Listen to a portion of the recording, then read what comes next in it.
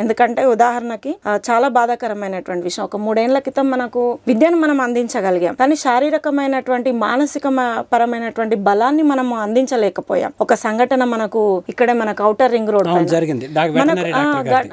ఎంత బాధాకరమైన విషయం అంటే, చక్కని బిడ్డ ఎంతో చదువుకుంది, సమాజానికి తన వైద్య వృత్తిలో ఎంతో సేవను అందిస్తుంది, కానీ మానసికంగా తను కుంగిపోయేటటువంటి ధైర్యం లేకపోవడం చూడండి ఎంత బాధ. మనకి ఇప్పుడు సామాజికంగా కావచ్చు, ప్రభుత్వ పరంగా కావచ్చు, మనకు కొన్ని సదుపాయాలు కల్పించింది ప్రభుత్వం. వాటిని అరే నేను వినియోగించుకోవాలి, ఒక 100కి డయల్ చేస్తుంటే 100కి డయల్ చేసి వెంటనే ఏదైనా మనకు రెస్పాన్స్ అట్లా అందేదేమో. అదే విధంగా ఇప్పుడు ఆ సమయంలో అనిపించింది నాకు, సరే మనం విద్య అందిస్తున్నాం, పిల్లలకి ఎంతో ఉన్నత విద్యను అందిస్తున్నాం, ఎంతో మనము ఆస్తులను కూడా పెట్టిస్తున్నాం, ఇవన్నిటితో పాటు వీళ్ళకు ధైర్యాన్ని కూడా మనము ఇవ్వాలి.